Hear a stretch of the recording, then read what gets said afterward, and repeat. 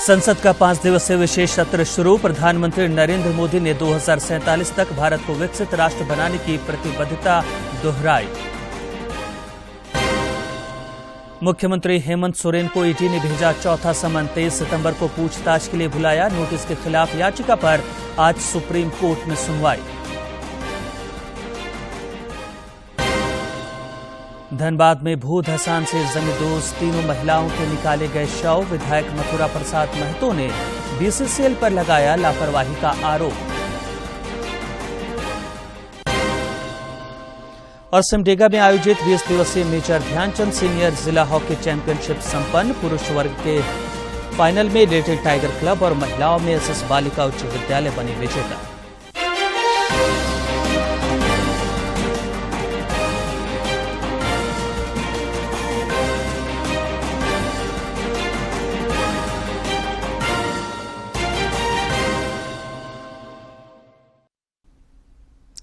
नमस्कार, खबरें झारखंड में आपका स्वागत है। मैं हूं रियाज आलम और अब समाचार विस्तार से।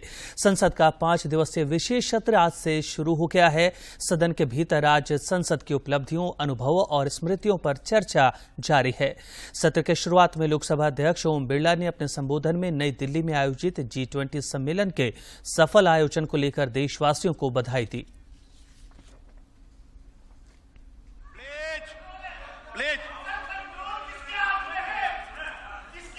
चुप। माननीय सदस्यगण, एक minute please. Please sit down. Please sit down. Please sit down. Control मेरे पास है। Please sit down. प्लीज। एक मिनट। एक मिनट। माननीय सदस्यगण, एक minute please. Please please please please please. माननीय सदस्य, मैं एक विषय मैं बता रहा हूं आपको। एक मिनट बता रहा हूं मैं। माननीय सदस्यगण, चलिए। माननीय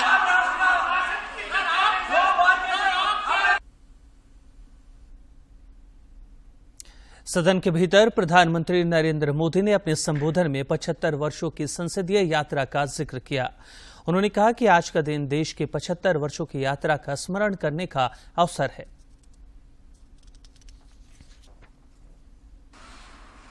देश की 75 वर्षों की संसदीय यात्रा, उसका एक बार पुनः स्मरण करने के लिए और नए सदन में जाने से पहले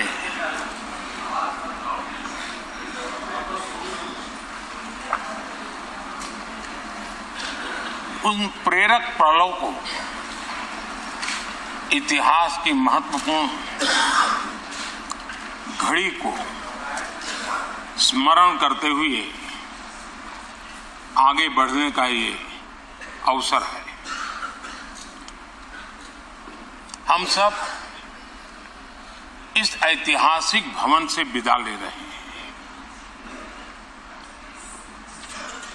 आजादी के पहले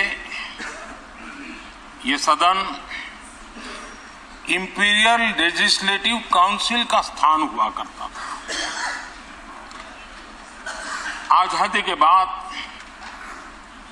ये संसद भवन के रूप में उसको पहचान मिली।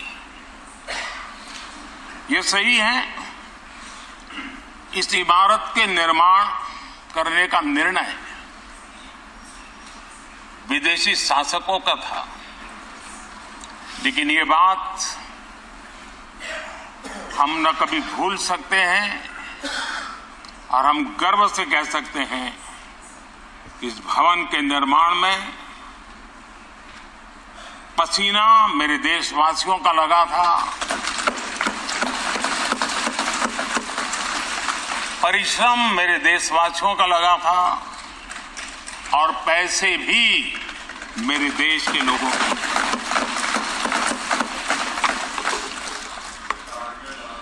इस 75 वर्ष की हमारी यात्रा ने अनेक लोकतांत्रिक परंपराओं और प्रक्रियाओं का उत्तम से उत्तम सृजन किया है और इस सदन में रहे हुए सबने उसमें सक्रियता से योगदान भी दिया है और साक्षी भाव से उसको देखा भी है। हम भले नए भवन में जाएंगे, लेकिन पुराना भवन भी, ये भवन भी आने वाली पीढ़ियों को हमेशा हमेशा प्रेरणा देता रहेगा।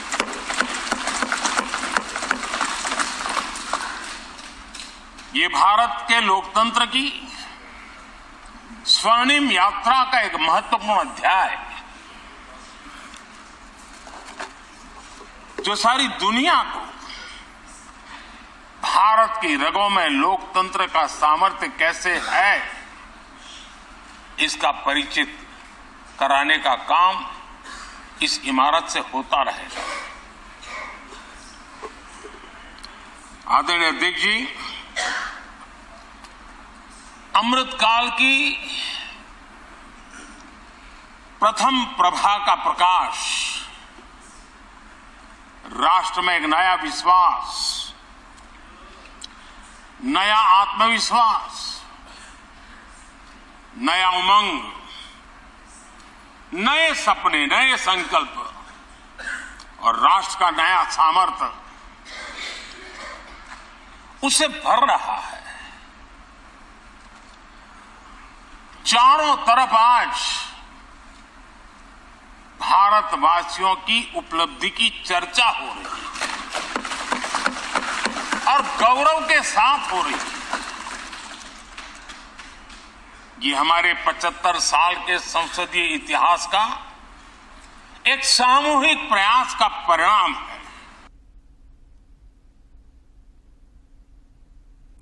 इससे पहले सदन के बाहर पत्रकारों से बातचीत करते हुए प्रधानमंत्री ने कहा कि 75 वर्ष की यात्रा एक नए मुकाम से शुरू होने जा रही है। उन्होंने भारत की उपलब्धियों का जिक्र करते हुए कहा कि अपना देश आज एक नए आत्मविश्वास का अनुभव कर रहा है। प्रधानमंत्री ने 2047 में भारत को विकसित राष्ट्र बनाने की प्रतिबद्धता भी दोहराई। भारत की विकास यात्रा को आगे बढ़ाने में कैसे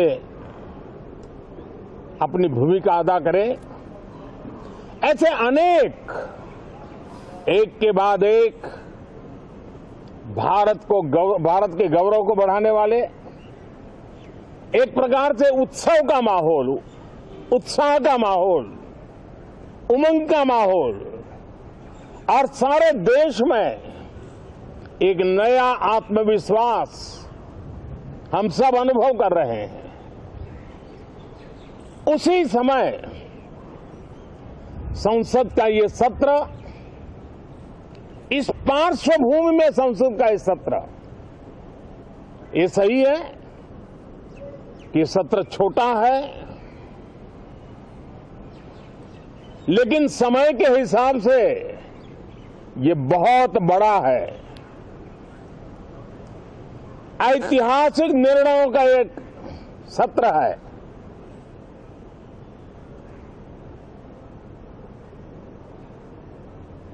ये सत्र की एक विशेषता ये तो है कि अब 75 साल की यात्रा हम नए मुकाम से आरंभ हो रही है।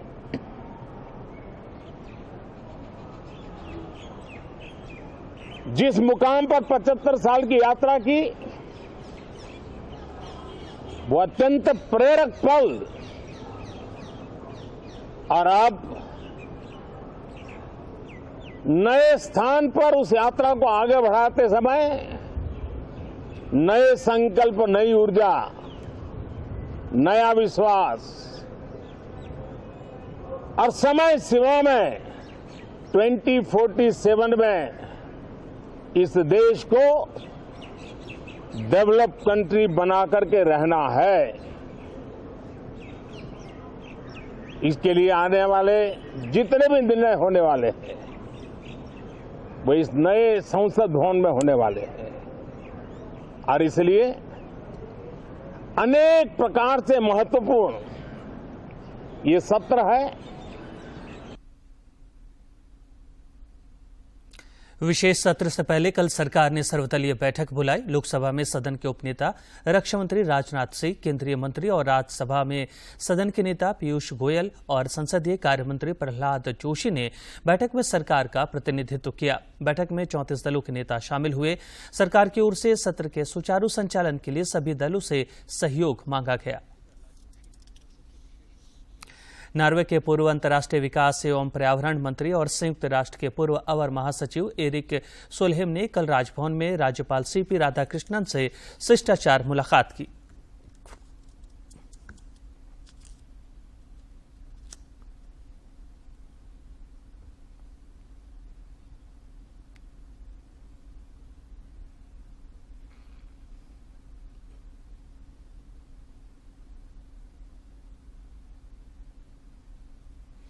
जमीन घोटाला मामले में मुख्यमंत्री हेमंत सोरेन को केंद्रीय जांच एजेंसी ईडी ने एक बार फिर समन भेजकर 23 सितंबर को पूछताछ के लिए बुलाया है।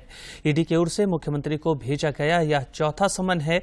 हालांकि समन के खिलाफ मुख्यमंत्री ने सुप्रीम कोर्ट में याचिका दाखिल की है। इस पर आज सुनवाई होनी है।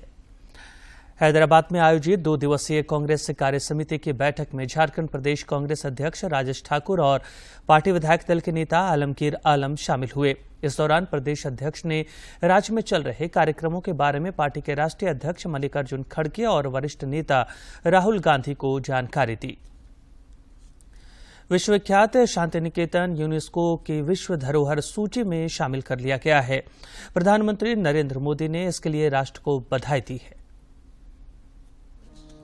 नोबेल पुरस्कार विजेता रविंद्रनाथ टैगोर के निवास स्थान शांति निकेतन को यूनेस्को की विश्व विरासत सूची में शामिल किया गया है, जो देश के लिए एक बड़ी उपलब्धि है। ये सम्मान प्राप्त करने वाला भारत का पहला विश्वविद्यालय बन गया है।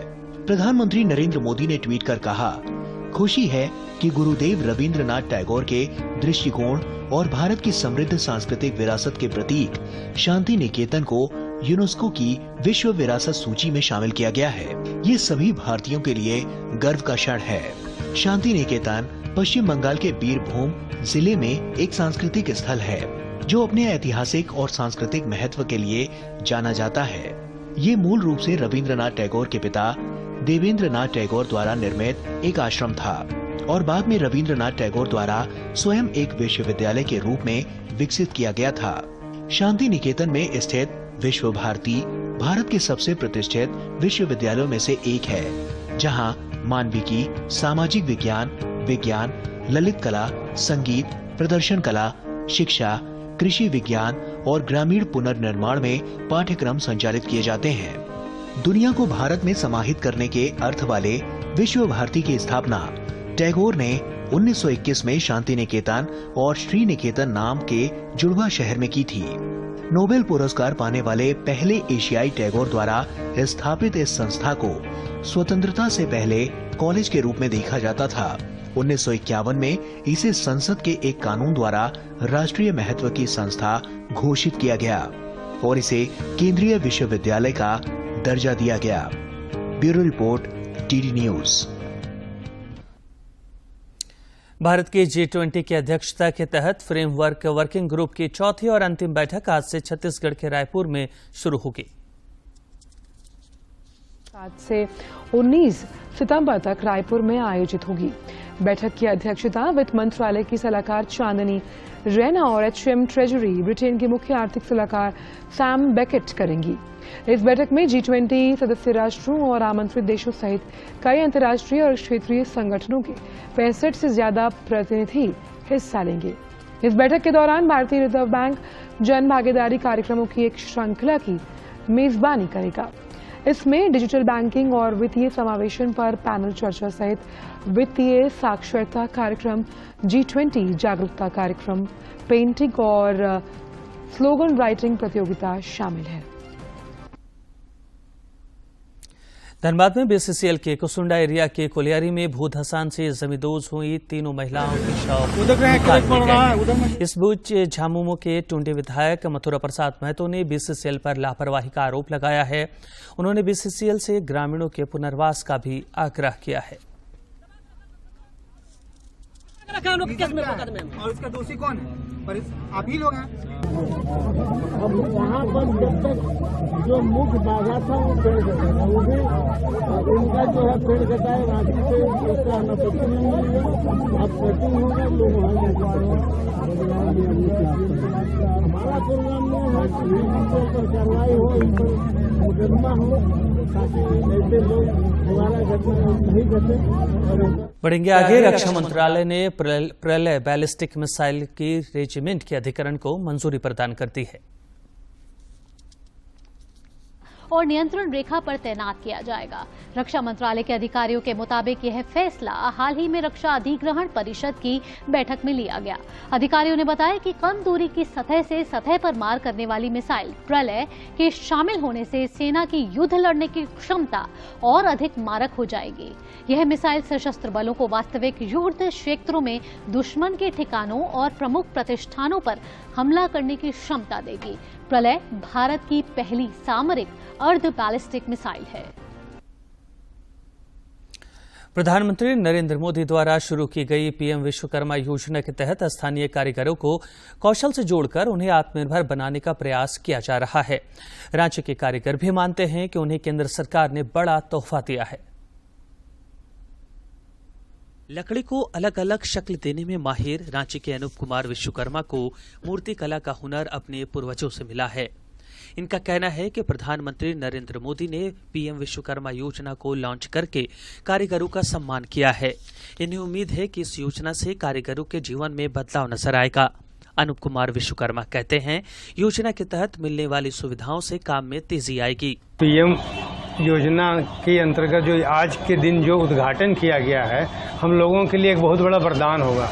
हम लोग जैसे बहुत सारे कारीगर जो हैं, जो लकड़ी का काम करते हैं, कारपेंटरी करते हैं, डोगरा का करते हैं, जाल वाल बनाते हैं, नाव का बनाते हैं, लोहा लकड़ का काम करते हैं, सोनार का काम करते हैं। लोगों के लिए आज का दिन एक वरदान का दिन सिद्ध हुआ है। विश्वकर्मा समाज से जुड़े निशांत कुमार इस योजना को आने वाले दिनों के लिए एक वट वृक्ष मानते हैं।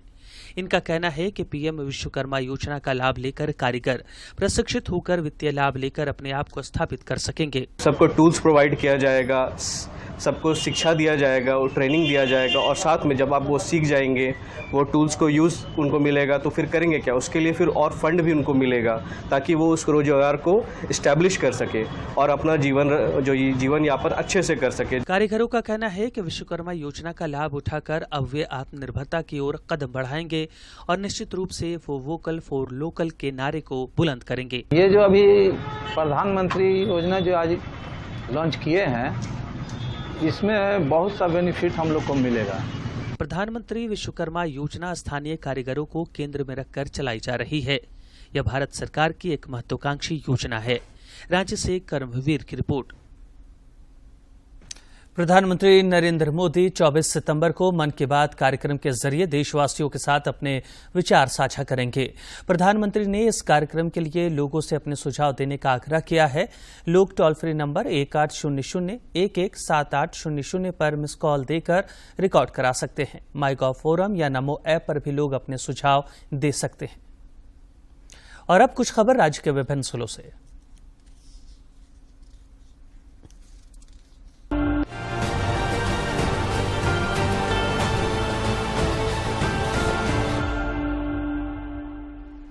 गुमला जिले में पुलिस ने गुप्त सूचना के आधार पर बाइक से गढ़वा से गुमला आ रहे 3 युवकों को घाघरा के देवाकी पुल के पास धर दबोचा। पुलिस ने इन युवकों के पास से 7 पैकेट में कुल 35 ग्राम ब्राउन शुगर बरामद किया। एसपी हरविंदर सिंह ने बताया कि सूचना मिल रही थी कि कुछ युवक गढ़वा और लातेहार जिला से ब्राउन शुगर खरीदकर गुमला जिला में बेच रहे हैं। जमशेदपुर के पोटुक्का के कोवाली में संचालित अवैध मिनी शराब फैक्ट्री का आबकारी विभाग ने खुलासा किया है। कोवाली के साहूपाड़ा में गुप्त सूचना पर आबकारी विभाग ने छापेमारी की। यहां से एक घर में संचालित मिनी शराब फैक्ट्री का भंडाफोड़ हुआ। मौके से टीम ने 2 लोगों को भी गिरफ्तार किया है। गुमला जिले में पुलिस ने 10 किलो अफीम जब्त कर एक बड़ी सफलता हासिल की है। जब्त अफीम की कीमत 1 करोड़ बताई जा रही है। छापेमारी के दौरान कारोबारी वीरेंद्र साहू पुलिस को चकमा देकर भाग निकला। पुलिस अधीक्षक हरविंदर सिंह ने बताया कि गुप्त सूचना मिली थी कि सिसई थाना क्षेत्र के रेड़वा गांव के वीरेंद्र साहू द्वारा भारी मात्रा में मादक पदार्थ अफीम की खरीद बिक्री की जा रही है। इसी सूचना पर कार्रवाई की गई। गुमला जिले में विकास भारती बिशनपुर से संचालित जन शिक्षण संस्थान ने विश्वकर्मा जयंती पर कौशल दीक्षांत समारोह का आयोजन गुमला के वीर कुंवर सिंह सभागार में किया। जन शिक्षण संस्थान के निदेशक अमित मिश्रा ने बताया कि संस्थान द्वारा अभी 8 ट्रेड में प्रशिक्षण दिया जा रहा है। खूंटी जिले के भाजपा कार्यालय में पार्टी कार्यकर्ताओं ने हस्तशिल्प के कामगारों के साथ पीएम विश्वकर्मा योजना के शुभारंभ का सीधा प्रसारण देखा। मौके पर विधायक नीलकंठ सिंह मुंडा, प्रदेश भाजपा प्रवक्ता प्रतुलनाथ शाहदेव और राहुलनाथ शाहदेव ने कामगारों को अंगवस्त्र देकर सम्मानित किया। रांची जिले के नामकुम थाना पुलिस ने जमीन दलाल के खिलाफ बड़ी कार्रवाई की है। नामकुम थाना के कितारी बागान में जमीन के एक बहुत बड़े प्लॉट पर कब्जा करने का गत 17 मार्च को प्रयास किया गया था। इस मामले में पुलिस ने कार्रवाई करते हुए अशोक पासवान और रंजीत भुटकुमार उर्फ रंजीत पाहन को गिरफ्तार कर कोर्ट में पेश किया, जहां से दोनों को न्यायिक हिरासत में भेज दिया गया। खूंटी जिले के तोरपा थाना क्षेत्र के तोरपा कर्रा रोड पर छाता नदी के पास हुई सड़क दुर्घटना में तोरपा थाने में पदस्थापित सहायक पुलिसकर्मी अंशु ऑस्कर हेमरोम की मौत हो गई। वह तोरपा थाने में 1.5 वर्षों तक चालक के रूप में काम कर चुके थे और हाल के दिनों में पुलिस इंस्पेक्टर की गाड़ी चला रहे थे। साहबगंज जिले के जिरवाबाड़ी ओपी क्षेत्र अंतर्गत काटरगंज मोड़ के निकट जमीन विवाद की पुरानी रंजिश में 2 राउंड गोली चली है। पुलिस ने पूछताछ के लिए आरोपियों को हिरासत में लिया है। मामले की जांच जारी है। लातेहार जिले के सदर अस्पताल में विधायक बैद्यनाथ राम द्वारा दीप प्रज्वलित कर आयुष्मान भवा अभियान का शुभारंभ किया गया। कार्यक्रम को संबोधित करते हुए विधायक ने कहा कि आयुष्मान भवा सेवा पखवाड़ा एक राष्ट्रव्यापी पहल है, जिसका उद्देश्य देश के हर गांव और कस्बे तक स्वास्थ्य सेवाओं की व्यापक पहुंच प्रदान करना है। उपराजधानी दुमका में पुलिस ने रेलवे में ग्रुप डी की नौकरी दिलाने के नाम पर ठगी करने वाले 2 लोगों को रंगे हाथों गिरफ्तार किया है। इनमें एक महिला है जो जामताड़ा जिले के नाला प्रखंड की रहने वाली है, जबकि उसका साथी जामताड़ा जिले के करमाटाड़ का रहने वाला है।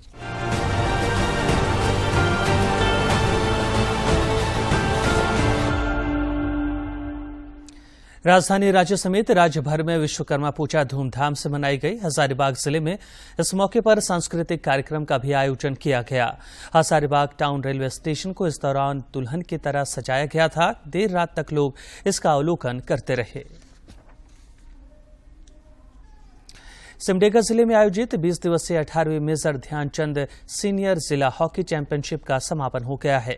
पुरुष वर्ग के फाइनल मुकाबले में सिमडेगा गॉस्नर कॉलेज को हराकर लिटिल टाइगर क्लब की टीम विजेता बनी। महिला वर्ग में एसएस बालिका उच्च विद्यालय सिमडेगा की टीम ने एसटीसी लचरागढ़ को हराकर खिताब पर कब्जा जमाया। विधायक भूषण बाड़ा और उपायुक्त अजय कुमार सिंह ने विजेता और उपविजेता टीम को ट्रॉफी देकर सम्मानित किया। हॉकी स्टेट सिमडेगा की ओर से आयोजित इस प्रतियोगिता में 35 टीमों के 630 खिलाड़ियों ने हिस्सा लिया। भारत ने कोलंबो में श्रीलंका को 10 विकेट से हराकर एशिया कप क्रिकेट का खिताब जीत लिया है। भारत ने एशिया कप अपने नाम कर लिया है। रविवार को खेले गए फाइनल में श्रीलंका ने भारत के सामने 51 रन का लक्ष्य रखा। जवाब में भारत ने बिना कोई विकेट गंवाए 6.1 ओवर में ये आसान लक्ष्य हासिल कर लिया। ईशान किशन 23 और शुभमन गिल 27 रन बनाकर नाबाद रहे। यह बाकी बची गेंद के हिसाब से भारत की वनडे क्रिकेट में सबसे बड़ी जीत है। भारत ने 263 गेंद बाकी रहते मैच को अपने नाम करने में सफलता पाई।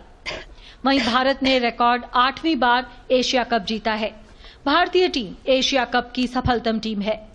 पिछली बार भी जब एशिया कप वनडे फॉर्मेट में खेला गया था तब भारत ने ही खिताब जीता था। फाइनल में श्रीलंका ने टॉस जीतकर पहले बल्लेबाजी का फैसला किया।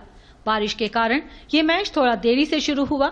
श्रीलंका की शुरुआत खराब रही और कुशल परेरा बिना खाता खोले बुमराह की गेंद पर आउट हो गए। इसके बाद मोहम्मद सिराज ने कहर बरपाते हुए पारी के चौथे ओवर में 4 विकेट चटकाए। मोहम्मद सिराज वनडे क्रिकेट में एक ही ओवर में 4 विकेट लेने वाले पहले भारतीय गेंदबाज बने। मोहम्मद सिराज ने अपने करियर का सर्वश्रेष्ठ प्रदर्शन करते हुए सबसे कम 16 गेंद में 5 विकेट हासिल करने के चामिंडा वास के रिकॉर्ड की बराबरी की। श्रीलंका की टीम 15.2 ओवर में 50 रन बनाकर आउट हो गई। ये वनडे क्रिकेट में भारत के खिलाफ किसी भी टीम का सबसे कम स्कोर है। वहीं एशिया कप में भी ये किसी टीम का सबसे कम स्कोर रहा। मोहम्मद सिराज ने 21 रन देकर 6 विकेट लिए, वहीं हार्दिक पांड्या ने 3 रन देकर 3 विकेट हासिल किए। Sports desk, DD news.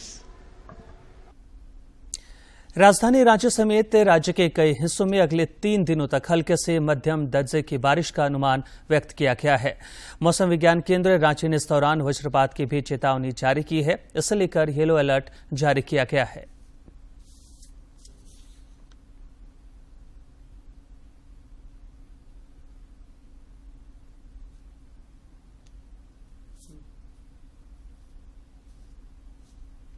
और अंत में मुख्य समाचार।